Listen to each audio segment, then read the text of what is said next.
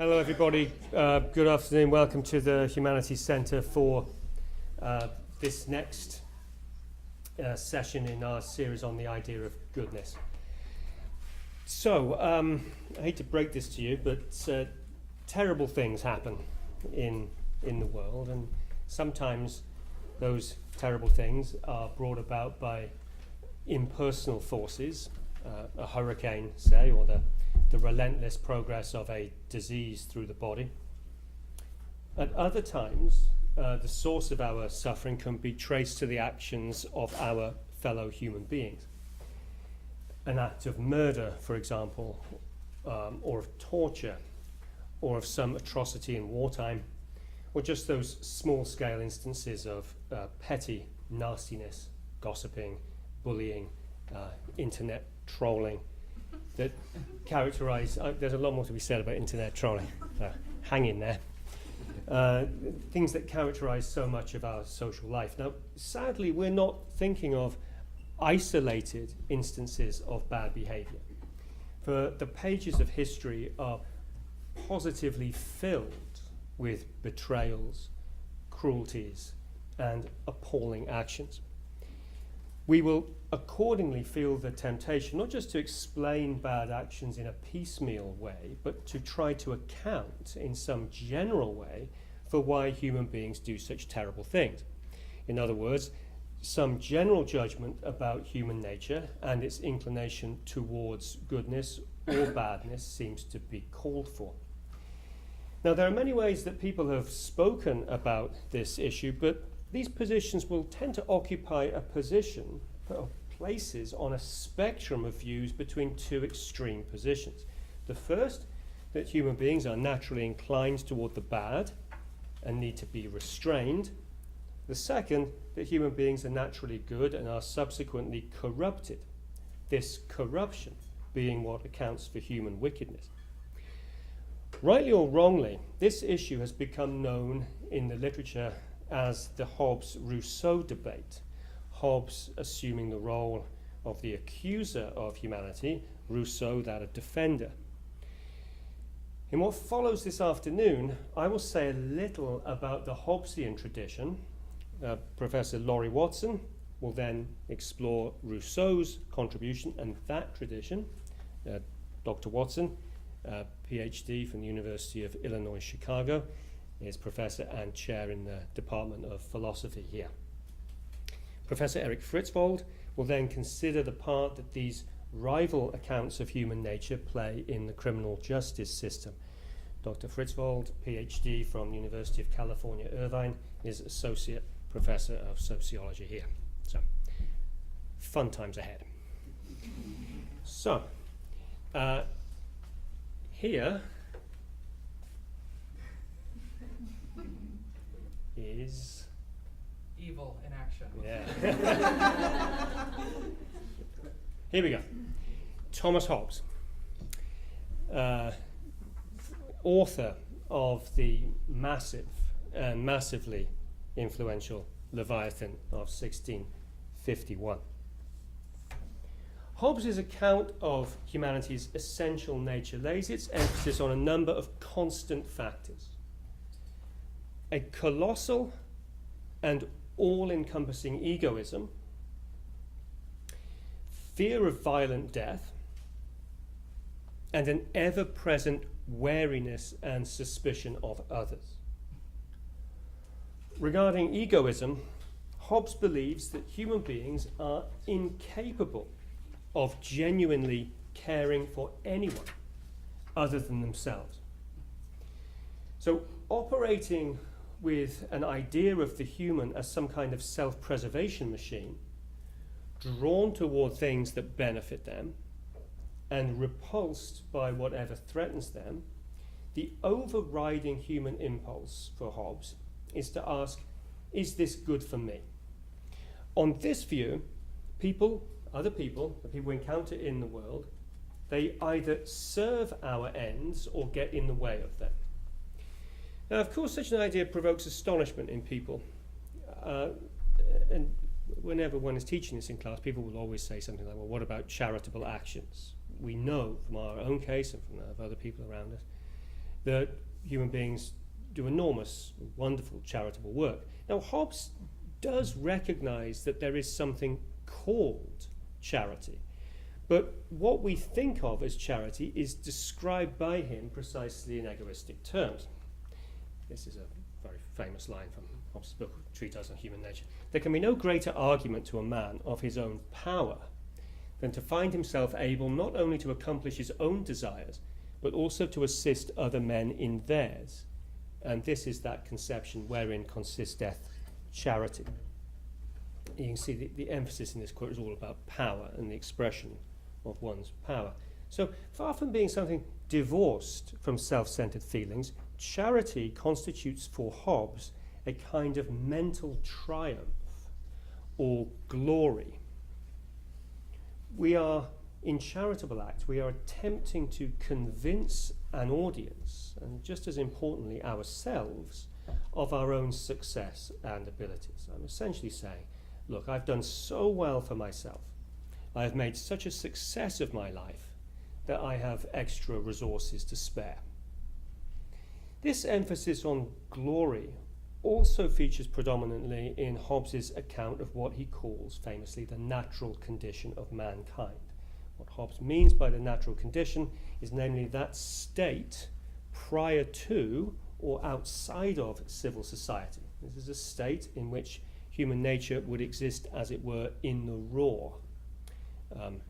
Hobbes has a wonderful image that he wants to consider human beings thrust up from the ground like mushrooms. There's something which is uncultivated, something which just appears in the raw, in nature.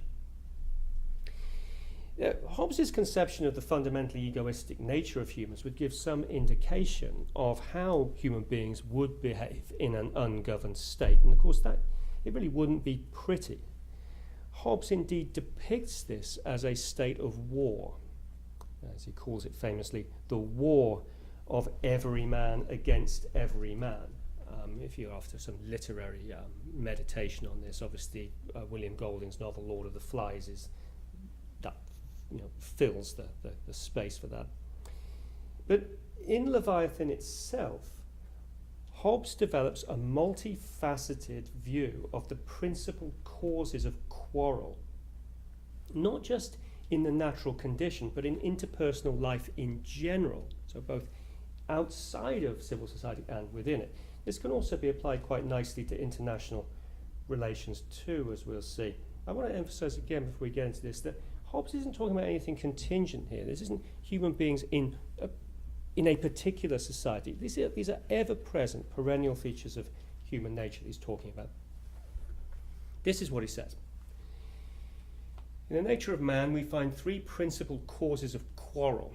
These aren't spelling mistakes. This is Hobbes' 17th century English. Read it and learn. It's beautiful. First, competition. Secondly, diffidence. Diffidence, a lovely word for sort of lack of self-confidence. Think of confidence and diffidence. Thirdly, glory. The first maketh men invade for gain, the second for safety, and the third for reputation. Human beings, in other words, enter situations of conflict when they find themselves desiring possession of the same thing which they both cannot have. That's the first thing, that's the competition. They enter situations of conflict when the fearful anticipation of being themselves attacked provokes a preemptive strike. And thirdly, when they wish to advance their own standing or position. I want to emphasize again that this is a model neatly applicable to international relations and to international conflict. So these three reasons again. A nation will sometimes go to war or invade another as a result of competition. Again, a lot of the time, invasions or declarations of war are undertaken as a result of fear of what a rival nation or body of people might do. Lots of examples of this. You can think of fears about Iraq's weapons of mass destruction, or more recently and pathetically, the caravan is coming.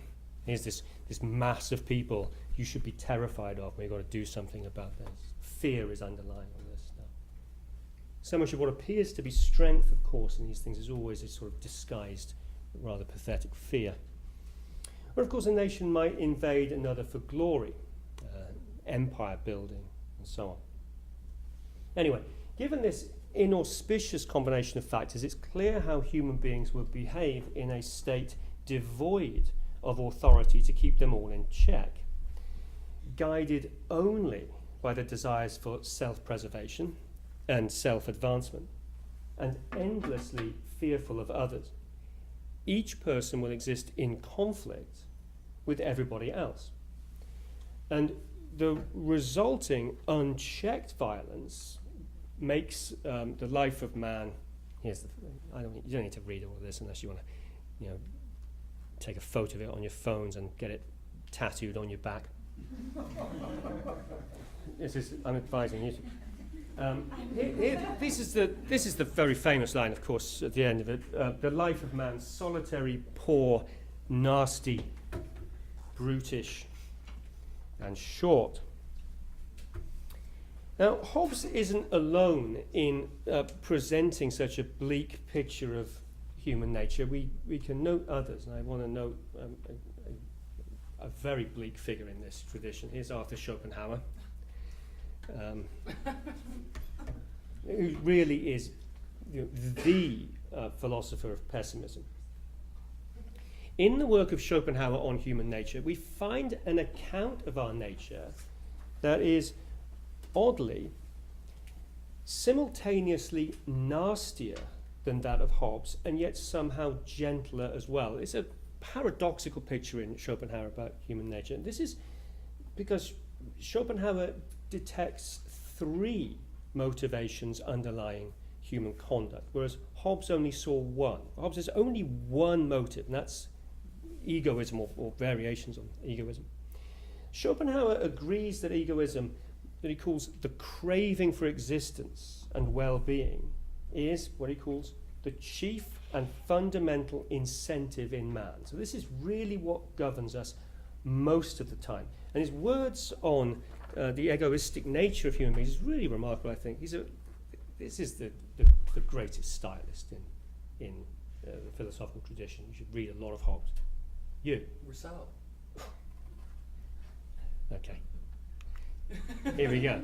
This is from Schopenhauer's great book On the Basis of Morality. As a rule, all man's actions spring from egoism, and we must always try to explain a given action with this in mind. Everything opposing the strivings of his egoism excites his wrath, anger, and hatred, and he will attempt to destroy it as his enemy. Everything for me and nothing for the others is his motto. Egoism is colossal. It towers above the world. For if every individual were given the choice between his own destruction and that of the rest of the world, I need not say how the decision would go in the vast majority of cases. There's a fascinating passage in Adam Smith as well, which is quite a mirror of this, but we don't need to get into that now. Now, where Schopenhauer departs from Hobbes is in his conviction that there are species of motivation and incentive other than egoistic ones. Schopenhauer reaches this conclusion not purely a priori, but by way of observation of human actions. He's a great observer of things. Schopenhauer's always talking about newspaper articles that he's read. He's a fascinating writer. His contention is that there are some actions that just cannot be explained egoistically. Such is the case, he thinks, for instances of genuine compassion. Schopenhauer does not doubt that such things exist. Hobbes did doubt that. Nor does Schopenhauer think that compassionate acts are susceptible to Hobbesian reinterpretation. When you feel compassion, Schopenhauer thinks, the gulf between yourself and another individual is bridged. And the interests of that person, a suffering person, then become your own. Now, there's nothing in Hobbes that can account for this. Hobbes' attempt to explain the feeling of pity or compassion is really quite hopeless. We can talk about that later on if you want. Anyway, I think probably again, we can get into the weeds of this in question and answer if you want, but I think Schopenhauer's right to see compassionate acts as springing from a species of motivation other than egoism. Now, left at that, you've got Schopenhauer as a far rosier figure than Hobbes, because you've got this compassionate sense in Schopenhauer, which of course is also found in Rousseau as well. But Schopenhauer is not a rosier figure than Hobbes, or anyone actually, because there's a third species of motivation that's worse than anything that Hobbes imagined, and that is malice. As with compassion, Schopenhauer thinks that a purely egoistic motive cannot explain malicious actions. There is no personal gain in terms of one's interests to be had from the kind of petty cruelties that Schopenhauer draws our attention to. Cruelty to animals, like kicking a dog down a street, for example. There's no great gain that one would get from that.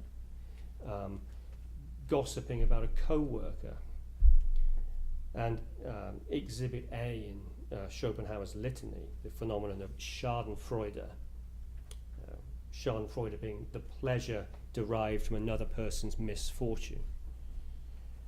Terrible thing, but this happens. People laugh about other people's misfortunes. And remember, these are just everyday cruelties. Schopenhauer goes on to talk about malice on a larger scale, torture, the slave trade, and so on. And in today's world, Schopenhauer would find much to bolster his despairing account of human nature. I think just two things for now. I promise you I'll get back to internet trolling. This strange phenomenon, which we never had when I was growing up, because we didn't have the internet. Or computers. Or electricity.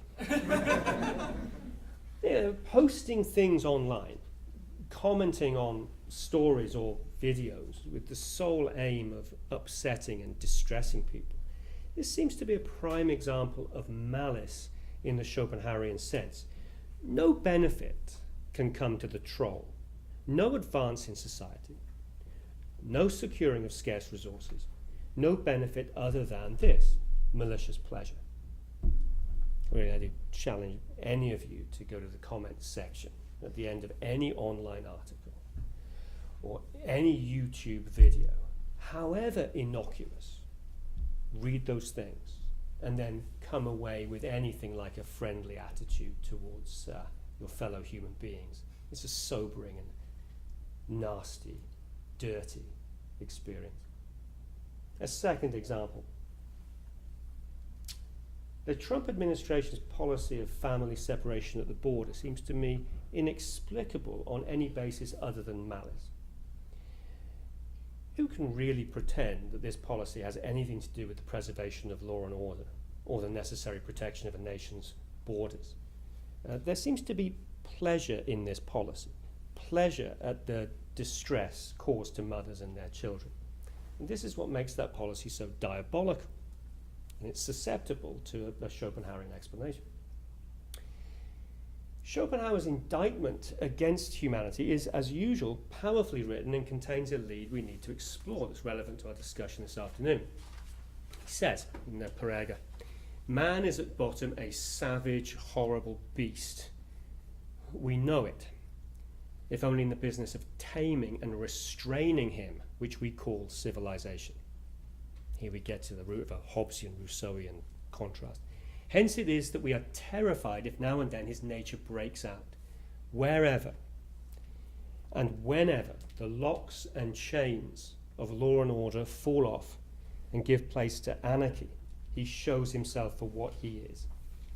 And we can note in this a political judgment that connects Schopenhauer with Hobbes. Without going into the details of this, the dreadful violence of Hobbes's natural condition, he thinks, can only be escaped by surrender of a significant portion of one's freedom to some sovereign power or monarch.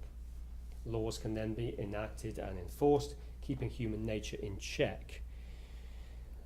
Likewise, for Schopenhauer, the frightfulness of human nature, which, as he says, is waiting only for an opportunity of venting itself. This incredible image of human nature venting itself And then he says, like a demon unchained, of storming and raging. This nature for Schopenhauer is to be tempered and restrained by the strong exercise of government. Here we can see how this dark view of human nature coheres with the traditional conservative view of the nature and purpose of government. An example of this can be seen in Halifax in all of his glory. Halifax's 1688 pamphlet, The Character of a Trimmer. For our purposes here, a political trimmer is one who favours compromise, caution, prudence, and equipoise over zeal and the application of political theory. This is what this passage on the side, this is what Halifax says about law. Our trimmer, as he has a great veneration for laws in general, so he has more particular for our own. He looks upon them as the chains that tie up our unruly passions, which else, like wild beasts let loose, would reduce the world into its first state of barbarism and hostility. The good things we enjoy, we owe to them, and all the ill things we are freed from is by their protection. This theme, pessimism about human nature, and the consequent conceptions of laws as restraints, became a staple of the British conservative tradition. Because this is something which really distinguishes, to be being true to these traditions, conservatism from libertarianism. And these things are typically, but people talk about, I sometimes hear Rand Paul spoken of as a libertarian or as a conservative. These are very different things, and they divide very much on issues of human nature. The libertarian, I think, has to have an optimistic view of human nature. In Matt Zwolinski's new book about libertarianism, he actually emphasizes this optimism. The conservative typically is pessimistic. Edmund Burke exemplifies this. Here he is. In Burke's earlier days as a politician, Burke seems to have had some sympathy with rebellions. He was a prominent British supporter of the American Revolution, for example. However, his first-hand experience of the violence of the London riots of 1780 contributed to a dawning realization that human nature was a problem that required containment. It was this wary assessment, I think, that allowed him to anticipate in a way that liberals and radicals failed to anticipate the horrors of the French Revolution. Everyone was very happy. Thomas Paine, I think he's an idiot, was always, the French Revolution is completely bloodless. They've managed to change, and Burke's saying, hang on, you're completely wrong. This is going to go downhill fast. And it did. And here we are, from those reflections on the revolution in France, famous lines from Burke. What is liberty without wisdom and without virtue? It is the greatest of all possible evils, for it is folly, vice, and madness without tuition or restraint. And this is the important line. The restraints on men, as well as their liberties, are to be reckoned among their rights. You should be thankful for the things that hold you back, not that release you. Now, with these words, a plea for restraint, a concern about excessive liberty, and accordingly a skepticism about anything government can do except restrain human nature, we can turn to a figure diametrically opposed to those conclusions, Jean-Jacques Rousseau. Over to you. Today, a little bit about Jean-Jacques Rousseau's account of human goodness. And if you've read much Rousseau, many of you probably haven't, but he is often identified with the pessimistic tradition. And in his writing, he says after various, so he was an anti-Enlightenment figure who critiqued what many people thought the power of reason and human innovation could provide. He says later that the fundamental principle that underlies all of his writing is that man is naturally good. And on a first read of Rousseau, one might not anticipate that that was his fundamental principle. So I'm going to try to explain to you today his view about how he does say man, and I'll say something about that in a second. Do I have to do it this way? Okay. No, I can do it anyway. Okay. So he called himself the citizen of Geneva. He was very proud of his origins. and he was born in Geneva in 1712.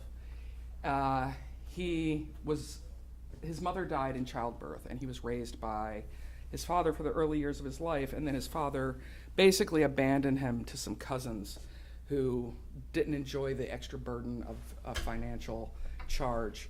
And so he was kind of shopped around to apprentices. He became a watchmaker, or an apprentice to a watchmaker, and he hated it so much, he was horribly abused, that one day he was out walking. He loved to take long walks, and he writes about this as a theme in his work over his life. And at that time, Geneva had gates, and they closed at a particular time at night, and if you didn't get in when they closed, you didn't get in. And he didn't make it back in time for the gates closed, and he just realized he was going to run away. So he runs away, and he has an incredible life. If you are looking for some summer reading, I can't recommend his Confessions. It's an incredible life, and it's an incredible account of his philosophical insights. It's a biography he wrote to defend himself later in life when he became the most hated figure in Europe, really. But one thing that's worth noting is he lived on the edge of poverty and basically off the kindness and generosity of strangers from age 16 until eventually when he became able to somewhat support himself. And the life he led and the tenuous nature of it gave him a lot of insights about the nature of inequality. And this is him as a young man.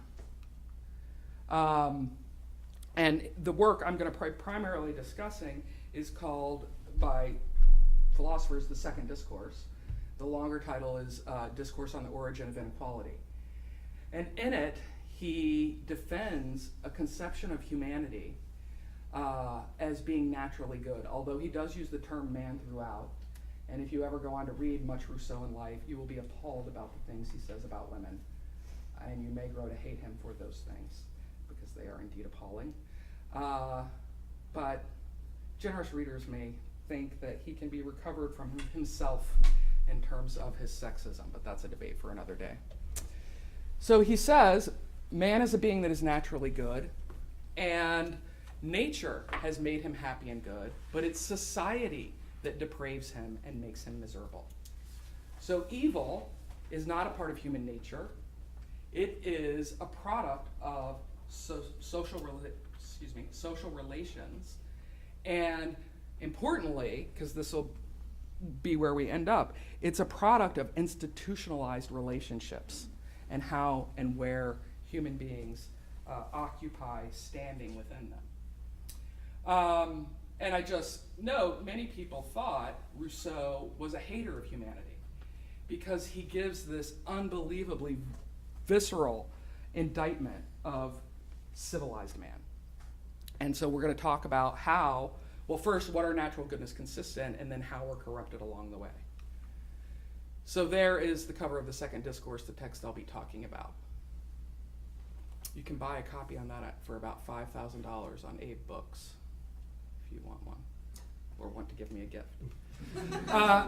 Okay, so first, let's try to understand Rousseau's distinction between what he calls natural man and artificial man. So I made the note about man. Women, he thinks, have their own vices, and he doesn't account for them here. So he uses man in the universal sense, but he does have a particular account of the vices of femininity in a different book. So one of the things that is common among these figures, Hobbes, Rousseau, Locke, and some others, is they create a hypothetical situation that they call the state of nature. And as Dr. Clack was careful to point out, he referred to that state of nature as a condition without authority. And there's some debate, depending on which philosophy you're reading, whether they thought the state of nature was an actual condition or whether it functions as a kind of heuristic to separate out the aspects of our social natures that produce certain features. And so many people think that Rousseau actually thought there was a condition called the state of nature that human beings lived in, but that is to straddle him with a pretty indefensible view. because, as we'll see in a moment, how he describes that condition is just nothing like what human beings are or could survive in. So I think a more effective reading of him is to try to reason backwards, as it were, and he writes in ways that suggest this reading, and a philosopher named Fred Neuhauser, who's written an incredible book on just analyzing the second discourse, makes this argument, that he is trying to isolate those features of civil society that contribute to our wickedness, and does that by painting a contrasting picture in which those things wouldn't be present. So he's not committed to the idea that there was some actual condition in which human beings roamed alone and just ate nuts and berries and didn't interact with other people. So what's important is the pre-socialness of the hypothesis highlights the way in which he calls our sociability leads us to corruption as a species and as a society. Artificial man, then, is characterized by the traits human beings have acquired through socialization and through social arrangements. The point about that is social arrangements are contingent. They could be different. They could be otherwise. And so the question is there any condition, is there any way we could organize them in a way to not produce wickedness? Later he's going to tell us a story of that, but we'll have to wait till we get to it was the butler in the end of the story. Okay, I have a real challenge. I'm from the American South. And if one grows up in the American South, one does not learn to pronounce non-English words. One may not learn sometimes to pronounce English words very well. So I can make that joke because I'm from there. So there are some French words on this screen, which I'm not going to say. But I've translated them for you. So natural man is characterized by a form of self-love. Now, many people would read that intuitively as a kind of egoism, right? I love myself to the exclusion of others. That's not what he means. He means that we have a joy in our existence, and we have an instinct to care for ourselves and satisfy our needs. So this leads us want to take care of ourselves and be satisfied. So for that reason, we're good for ourselves. We are, in some sense, capable of satisfying our own desires as they originally are. And he thinks our original desires are relatively simple and in proportion to our needs. So he does have a proto-account of evolution in which he's imagining the human species without evolved, robust social networks or institutions. And in those kinds of conditions, we want food, we want sex, we want a nap. Saturday.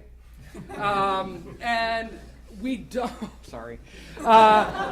we don't grow our desires beyond the basic things we need to feel joy in our own existence.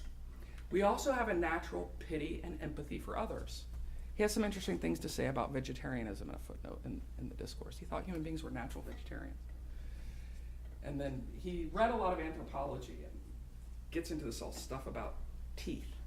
One of his motivations for painting this picture, where we're pretty simple, we don't have exorbitant needs, the ones we do have we can satisfy, and we have a natural pity, empathy, or compassion for others. So if we see another human being suffering, we want to stop it. Is he thought the doctrine of original sin was a pernicious lie that was harmful to humanity.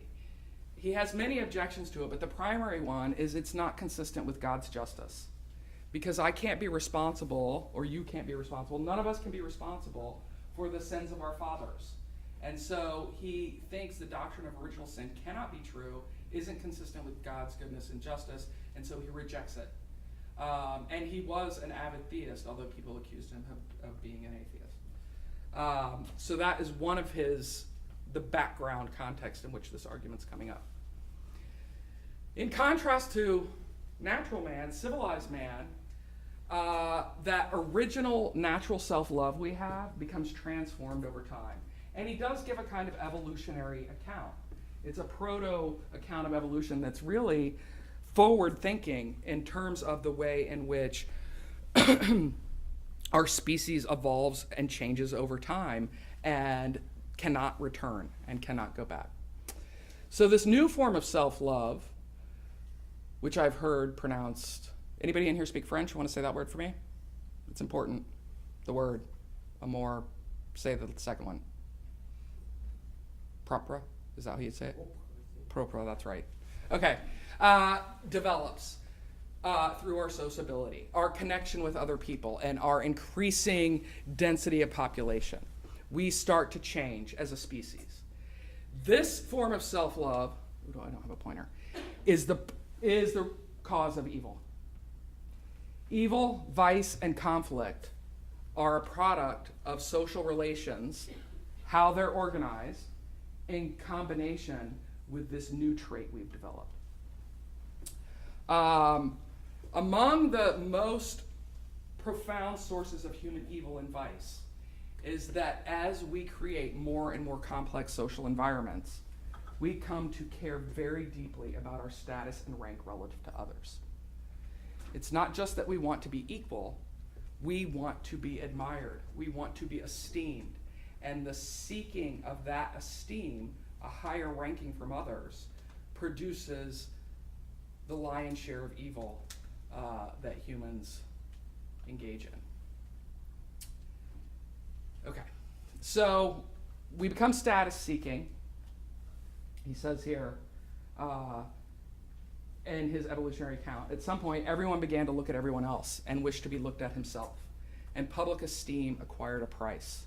Those who sang or danced the best, the handsomest, came to be the most highly regarded, and this was the first step at once towards inequality and vice.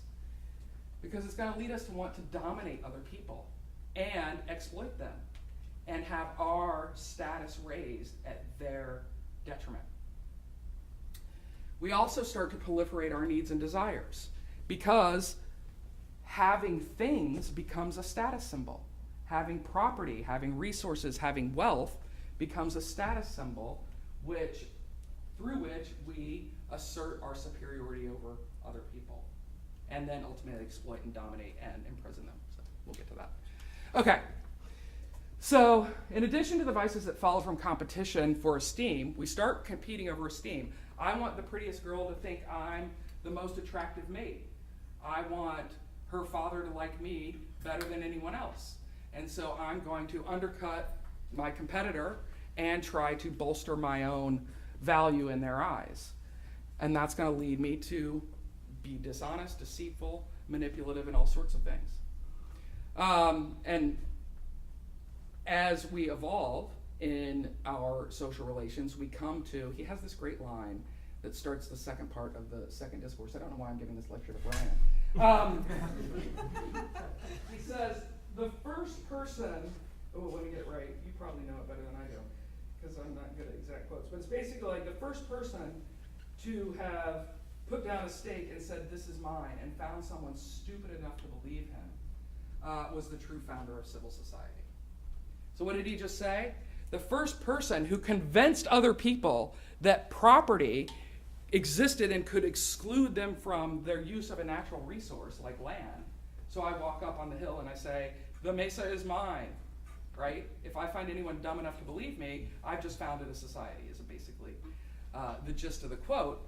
So that acquisition of property and resources becomes a means through which one can elevate their status above others. It's not a real status, it's an illusory status, contingently based on the silly things people come to value. But once that happens, human beings become divided into economic classes, and critically important, dependencies are created. So you might see a proto-Marx in here, right? Rousseau talks a lot about the division of labor. Once we are in a complex social situation, I can't provide for my needs. I need other people to bake my bread. I need other people to iron my shirts. I need other people to, I don't know what, other things, right? Make things for me to consume. And once that happens, I am dependent on them for my very survival. And their largesse is dependent upon me to buy their wares, right? They want more and more and more. They're going to sell you more plastic widgets or fidget spinners or whatever else their nonsense they've created. And that drive for more and more and more creates the conditions for exploitation, oppression, and injustice to follow.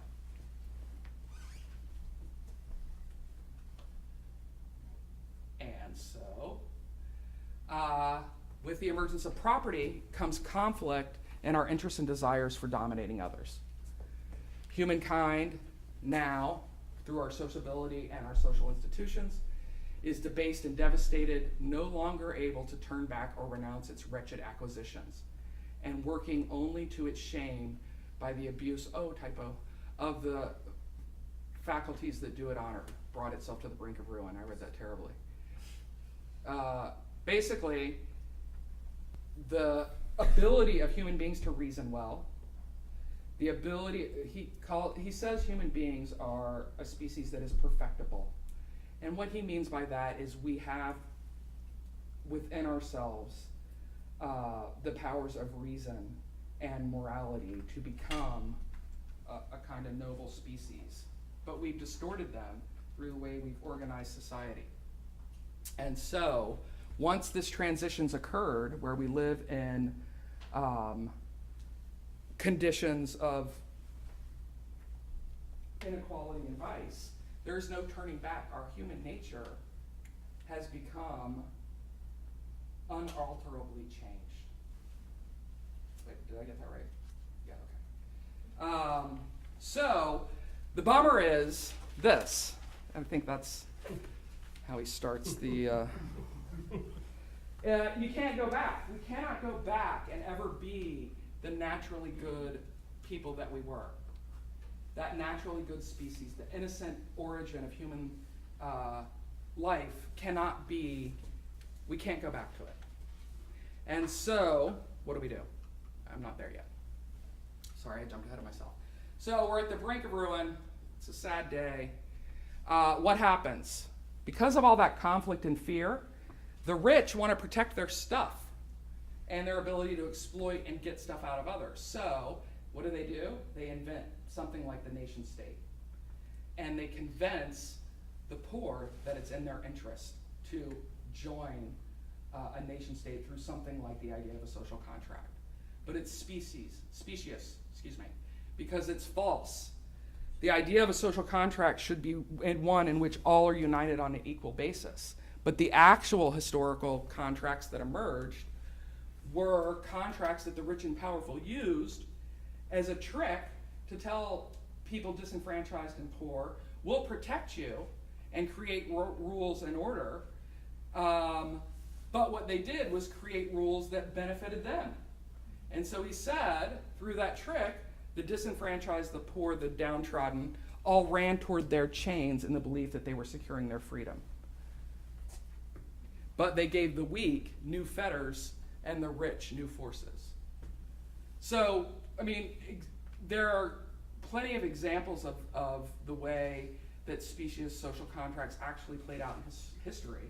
There's a fabulous book written by Charles Mills called The Racial Contract, in which he says, basically, that the idea of the social contract as it was defended by Locke primarily, but some others in that tradition, and then as it played out in the founding of Americas, was actually a racist social contract that was written with the explicit purpose of disenfranchising and dehumanizing slaves from Africa and other people of color and women. And so he gives this rich and interesting account of how someone like Thomas Jefferson could write, all men are created equal, owning slaves. I mean, like, really, Thomas Jefferson? You didn't have a moment of like, oh shit, how can I write that sentence? It's just like, so anyway, this theme of a specious social contract is a super interesting one that's been picked up by other authors. Okay, so now you can ask yourselves if we're all part of a tricked social contract in which the laws of America are designed to keep the rich rich and the poor poor. We'll see how the vote turns out tonight, if there's a reclamation in order, I don't know. So what now? We can't return to our state of nature. We can't recover our original goodness. So can we reclaim it as socialized persons?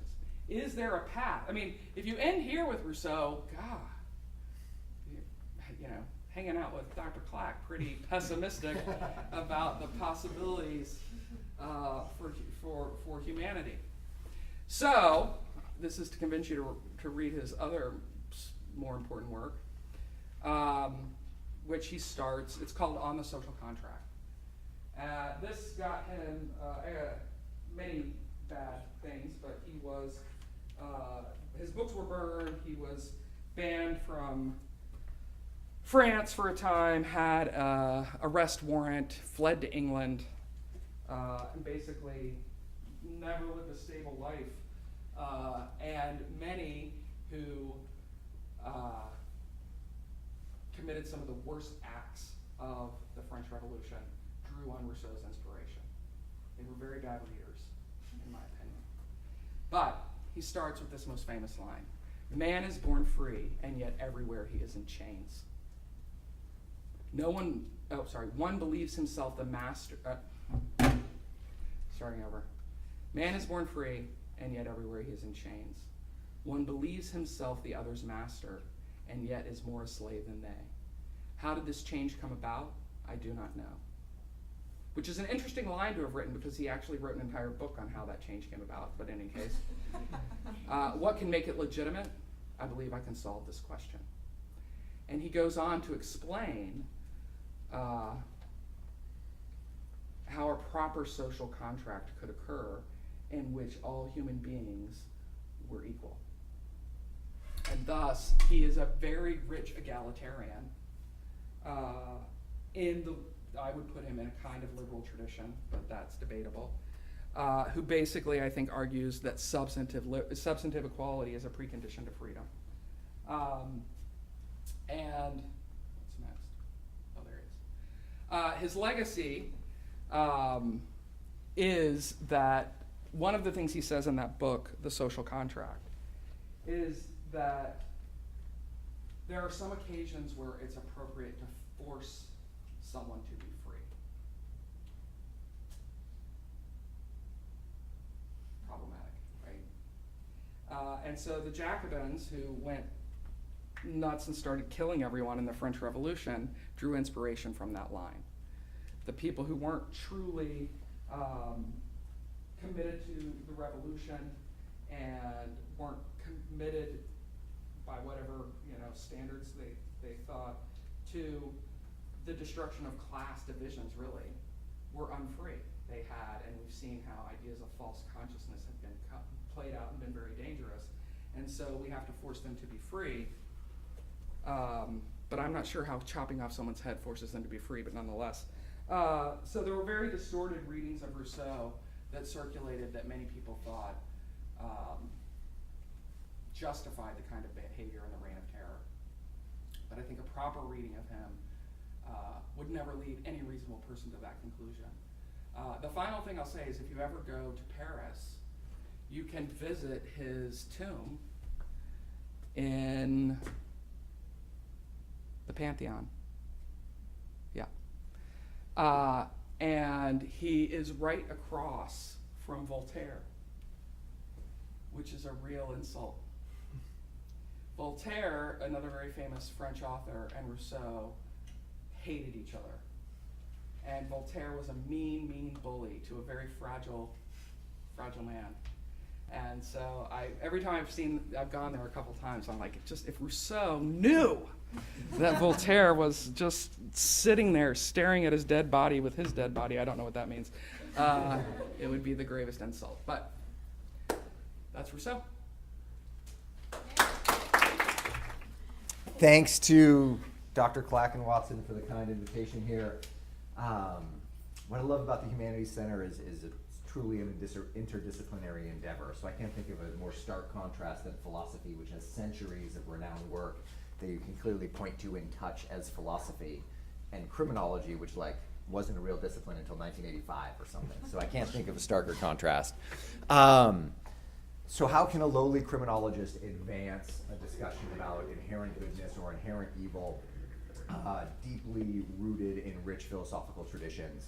I'm going to spend about half my time bastardizing a diverse set of perspectives from criminological theory about the origins of crime and how it speaks to notions of human nature. Then the second half looking at the often competing perspectives on rehabilitation and prevention in the criminal justice system. So I'll try to lean empirical during that section to kind of balance it out as best I can. So clearly the first wave of criminological theories fundamentally assumed that evil was something that we could not only define, but that we could unearth as bad scientists. So the very first theories about the origin of criminality that were explicitly under the umbrella of criminology had to do with imperfections in the shape of the skull. Rousseau in the 1920s wrote about you could identify chronic criminals in society by certain physical abnormalities. Don't do the checklist. Elongated ears and limbs, right? I have to have custom shirts, so I'm not a destined criminal for sure. Asymmetrical features in your body. Multiple hair, is calyx the word for the spirals in the back of your hair? Okay, so multiples of those were predictors of inherent criminality. And not just low-level criminality, serious criminality. William Sheldon later studied, him and his research team looked at unclothed photos of first-year college students, of all things, and used that as a methodologically imperfect way of arguing that body types were necessary qualifications for the rigors of crime, and certain body types were more predisposed to criminality than others.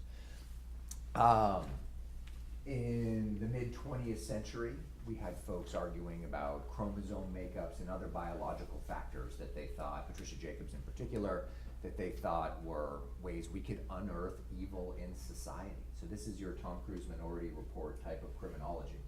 So while all of these studies were fundamentally methodologically flawed, and I teach them in my Theories of Crime class because it makes for an easy day teaching because they're kind of laughable, and I show the photos and we talk about the conclusions, I think the quest to examine the origins of crime as something that we could deduce methodologically says a lot about where social science was at the time. So it was kind of Crim Theory 1.0. Crim Theory 2.0, largely coming out of the Chicago school, mid-1900s and forward, looked a lot at maybe the evil of human beings produced by social structural inequality. That stratification, inequity of access to housing, to education, to a viable entry-level economy, that social disorganization in society is what produced crime. So in roughly a half century, criminological theory went from almost exclusively individual theories to almost exclusively social structural theories, with inequality being in the forefront. And a lot of those theories test well, empirically. The modern era, there's probably more disagreement on the origins of crime than ever before. There's an emerging school called labeling theory, which I think is really interesting in the context of human nature, that argues, Irving Goffman and others argue, that we all play a role in society, and that in certain conditions, we will exert role expectations. So what's expected of you by society is the persona or the behaviors that you come to embody. So how the criminal justice system treats people is critical if you believe that labeling, especially by people who are in power or perceived to be in power, makes a big difference in your behavior. But maybe the perspective that's most germane to this debate comes out of Gottfriedson and Hirsch's 1990s general theory of crime. And I'll take one step back. Building from Jack Katz, one of my favorite criminologists to read out of UCLA. Katz argues that there's an inherent physiological reward to breaking the rules. It's the forbidden fruit effect, right? Before you're 21, alcohol sounds mysterious and romantic. Afterwards, you just realize you gotta stand in line and it's expensive. So Katz argues that petty crime all the way to serial murder can be explained by this basic human desire, like food, like procreation, that thus needs to be restrained to some extent by society. Katz famously writes, it's not the pizza that's tasty, it's the crime that makes the pizza tasty. I think pizza tastes good all the time, but speaking to this forbidden fruit effect, and that we can socially construct these desires by creating rules that we should and should not break. Some prominent modern criminologists believe that low self-control theory might be the most viable theory about the origins of crime. I personally disagree pretty strongly, but it has a lot of traction in the modern literature. Gottfriedson and Hirschi argued, kind of tangentially building from Katz, that low self-control manifests in many ways. One of those ways is crime. So the inability to defer gratification, the inability to work hard for rewards, that those with low self-control, whatever it is, and they don't define that construct particularly well, they argue you can recognize its outcomes more than you can understand its essence. That driving recklessly, engaging in reckless personal relationships, or poor sexual health choices, or drug and alcohol use and abuse, that all these are a byproduct of low self-control.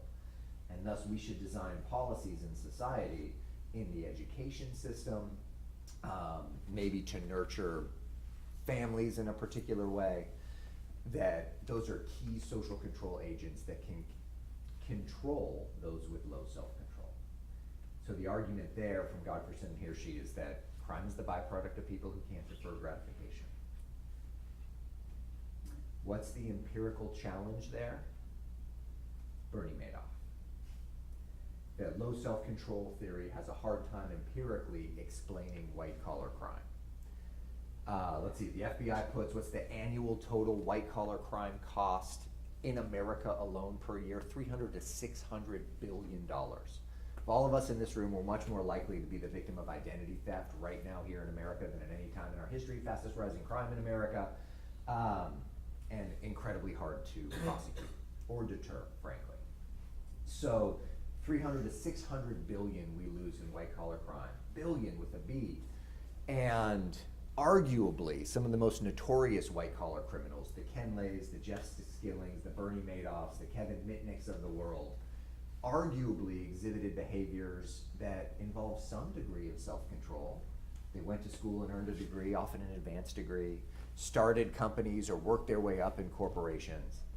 So if low self-control theory is correct, those notorious white-collar criminals might not have been able to rise to their prominent locations in society to then either perpetrate the biggest corporate fraud in our country's history or rip off your friends and relatives without exhibiting some degree of self-control. So labeling and self-control theory might be the most prominent debates right now, but trying to bring some empirical components to this debate as best I can. Clearly, how the criminal justice system treats people, or what its mission and goals are explicitly and implicitly, I would respectfully suggest says a lot about human nature, or at least says a lot about what the state or some portion of the state believes about human nature. So currently we have about 2 million people incarcerated. That's the largest jail and prison system in the world. It's also the highest per capita incarceration rate of any country in the world. And even the biggest proponent of rehabilitation in the criminal justice system has a hard time finding consistent and overwhelming empirical support. So let's talk through that history really quickly. Even proponents of rehab would have to understand that in the 50s and 60s, jails and prisons invested pretty heavily in all sorts of different rehabilitation programs for people who were incarcerated.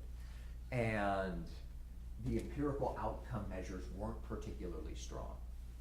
And so we have this pivot point in the history of American criminal justice in the early 1970s when a host of factors intertwined to start what some refer to as the era of mass incarceration. And a percentage of that was the Nixon-era war on drugs. But a percentage of that was a famous study by Robert Martinson in 1974. And Robert Martinson in 1974, his team looked at 231 different rehabilitation programs in a correctional environment that existed for roughly 15 or 20 years. And in his report, there was a column header that did contain the phrase "nothing works." How many people have heard of the "nothing works" study? All right, some busted knowledge, as the kids say. And also not funny, but that's okay. So Robert Martinson in 1974, looking at these 231 diverse rehab programs, some were anger management centric, some were drug centric, alcohol centric. In that era of rehab, you typically got a program that was directly related to the type of crime for which you were incarcerated. And he did write the phrase "nothing works." And in fairness, a lot of people claim quotes were taken out of context in the modern political discourse. That quote was taken a bit out of context. I think a more careful read of Martinson's work suggests that nothing works for everybody all the time in the same way. But it's pretty undeniable that the empirical outcome measures of those 231 studies weren't particularly positive for rehabilitation. And so the political pendulum is swinging at that time in our country's history.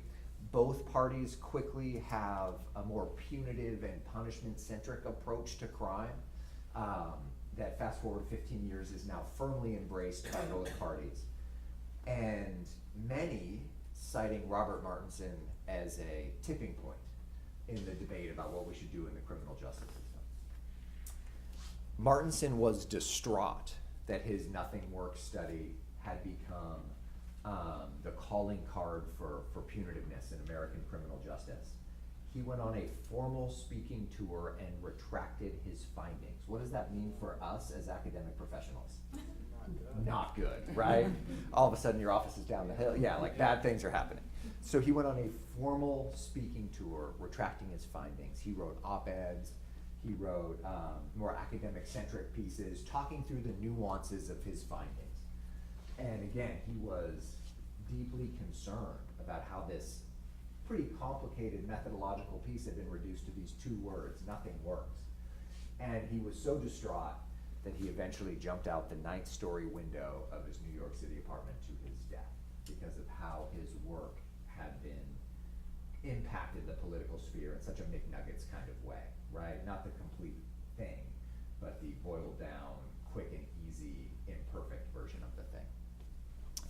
So by 1989, the Supreme Court in the Strata v. U.S. said rehabilitation in the American criminal justice system has been a failure, period. Declarative, simple and declarative topic sentence. Proponents of rehab make the simple argument that science has evolved and we can do it better. And that we know that effective rehabilitation programs provide wraparound services, and often drug addiction or drug treatment shouldn't exist just as drug treatment. It should be coupled with all sorts of different therapies and job training and transitional programs and aftercare programs. That's what the literature says works in terms of rehab. And so I guess fundamentally, from a philosophical perspective, if rehab can be effective, it advances the conversation about the inherent goodness or inherent evil of human beings. So if rehab has mixed empirical history over the last half century, what should we do as contemporary policymakers to reduce crime and keep society safe? And there are some areas where the empirical evidence here is overwhelming. So what are some of the things we can do, whether human beings are inherently good or inherently evil? What are some of the things that the literature tells us are effective crime control policies? And my favorite study, maybe in all of criminology, is the Perry Preschool Program, because it's a platform for a host of replication studies that show investing in preschool might be the most effective crime control strategy we have as a country. And that's not a partisan position. That's not a let's talk about it because preschool makes everybody feel good kind of position. It's an empirically very well supported fact that investing in universal preschool now will have a crime dampening effect 15 years later, 18 years later. And let's do some ROI metrics. State of California, if you're in my class, you can't answer. What does it cost to send one prison inmate to California State Prison for 1 year, supervision and maintenance costs alone? No policing costs, no court costs, no construction of the prison, no improving the facilities. And this is a social justice issue, it's a humanitarian issue. Right now I'm talking about the economics. What does it cost 1 year? 100 grand. A little lower. $75,000 per year per inmate. And that's California Department of Corrections and Rehabilitation data. So your opportunity cost of that level of investment is, I mean, every state prisoner in the state of California is going to USD, full sticker price tuition, Dean Norton. With the good meal plan, they're living across the street in Carmel, they can pay off a couple parking tickets, and they have 10 grand spending money. Right? Maybe 8 grand, depending on how much the tickets are. So the argument that we collectively could invest in preschool now, or the few other programs I'll talk about, and I get the political challenge of making this argument, is that, well, the scientific literature clearly displays that 15 years from now, when I'm no longer in office, we'll get this kind of ROI on these investments, and thus it will pay for itself, and then I understand it's a complex argument. But just looking at the criminological literature, investing in that now has a significant return in public safety and health generally, and also avoiding incarceration costs. It takes about 3 middle-class families' entire tax burden to support one California prison inmate for 1 year. And again, that's not policing costs and it's not court costs. That's just supervision and maintenance costs. And on the inherent goodness and evil discussion, we know nationwide there is no all-inclusive study of who commits crime after leaving jail and prison in America. There's no systematic recidivism data. We probably have good data on about 2/3 of the states. Within roughly 3 years, 2 out of 3 people who leave jail and prison in America are rearrested. So the return in this state on that $75,000 investment is low if you use repeat criminality as a way to evaluate its efficacy. So what else can we do? There's mounting evidence about avoiding toxins in the environment. There's mounting evidence about lead in particular in the environment and its impact on the central nervous system, and that later impacts decision making. Stephen Levitt very famously argued that Roe v. Wade was primarily responsible for the great crime drop in America beginning in the 1990s. And the critical mass of scholars in my discipline say, well, the math just doesn't make sense. That if you look at criminality across the life course and you look at Roe v. Wade and the extent to which then legal access to abortion contributed to changes in our population, the math, the trajectories just don't line up. What does it line up with? Our country's shift from leaded to unleaded gasoline. This evidence is emerging, but I think it's really interesting and something for us absolutely to keep our eyes on. I also understand that this is a complex debate that involves many factors. I'm just talking about the criminology factor, but clearly universal health care reduces crime. And especially pregnant women and young children having access to good mental and physical health supports can have a significant crime dampening effect, and that impact is really beyond debate in the literature. That's demonstrated empirically, essentially beyond debate at this point. Nutrition programs, early intervention programs for juvenile offenders involved in nonviolent crime early in life. That's where our rehab dollar seems to go the farthest. So I think as a lowly criminologist, it's beyond the scope of my expertise to argue are human beings inherently good or inherently evil. But how I can advance the conversation is by suggesting that there are clear, empirically valid ways that we can create a safer society through certain types of programs and social supports, largely that involve front-end investments in better societies to avoid very expensive back-end punishments. And it's only because the back-end punishments are so expensive and largely so ineffective at both preventing public safety and supporting that person, that investing in programming on the front end fiscally makes quite a bit of sense. So are human beings good or evil? I don't know. I feel like that's beyond my capacity to wrestle with. But we can point to programs that shape human beings in a certain way. And will that prevent, the future white-collar criminals of America? We're not exactly sure. But we know that investing in front-end programming can be pretty successful for society. And I think we'll go back to the philosophers. The history of crim theory has clearly borrowed from both and made largely assumptions from both perspectives, neither of which test well. So I don't know where that leaves me exactly. I'm not particularly compelled by the human beings are inherently evil and need to be restrained piece, but that largely comes from my read of Gottfriedson and Hirschi, not of classic philosophy. I think the methodological flaws in Gottfriedson and Hirschi are so strong it kind of makes their conclusions fundamentally invalid. No, I'm punting on the tough question. That was the clear point of the talk. I'm less compelled by the human beings are inherently evil Can I position. I just want to say I studiously avoided using the term evil at all. I think it's not. I don't think Hobbes, and certainly Hobbes doesn't want to use the term evil. These aren't moral judgments. And one of the things we established, no account of human nature that stressed that we were fundamentally all-encompassingly aggressive and evil would work. And for the reason that Rousseau says in the neglected tract on the state of war, which is that if any species was like this, we wouldn't survive 2 generations. So there has to be something that keeps us together.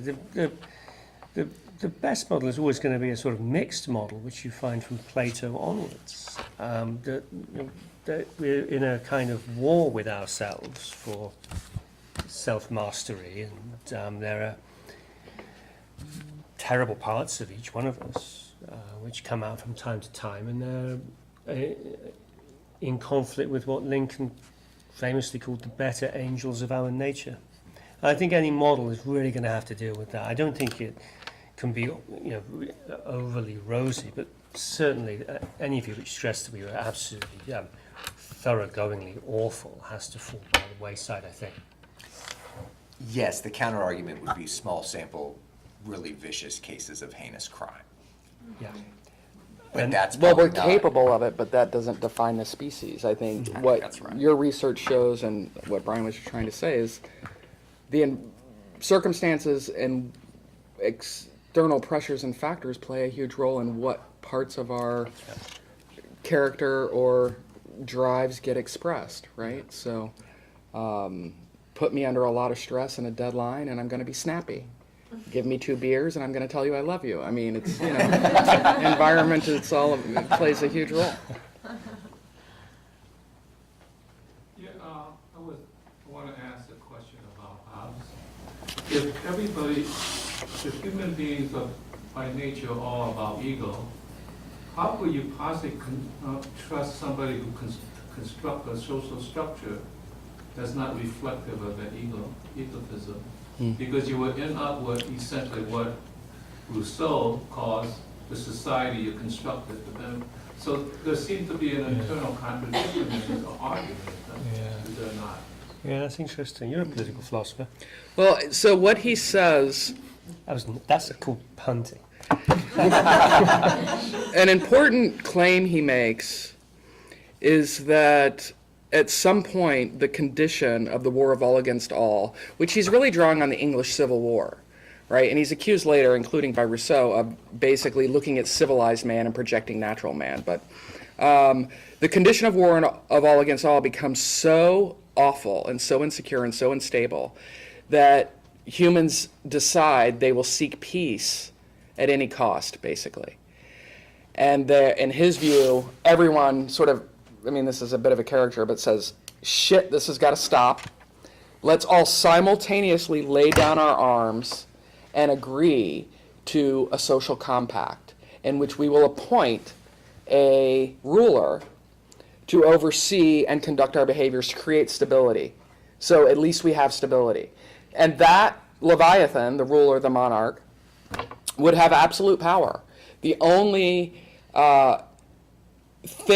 case in which you'd be justified in resisting them is when they come to your door to execute you. And that's because as a human being, you will fight for your life under any circumstances. But however oppressive and horrible the laws are, Hobbes says, but it's better than the state of nature. So revolution would never be justified. And this is obviously, a product of the English Civil War. And was it Charles the First that was beheaded? Mm-hmm. Yep. I get the first and the second confused on occasion. And so he just thinks, and a lot of these philosophers, it's interesting if you look through their work on conquest and slavery, their conflicting views, but basically Locke is one who says too, well, look, if somebody captures you in war, they could kill you on the spot. So if they enslave you, you're better off. And that's sort of Hobbes's line. It's like, even with a Saddam Hussein like ruler, you're better off than you are with no government and no stability. And one could look at the condition in Iraq after he was deposed and the incredible conflict that followed and say, yeah, maybe. Or some people did. I don't have an opinion on that. I'm just pointing out that was said. That's fascinating. Thank you. Well, look, it is 5:20, so I just want to thank my co-panelists for appearing. It was a pleasure to be with you. Lovely to see you all here. Please come and see us again, and go and vote. Yeah. Take care. Have a lovely night. Thank you.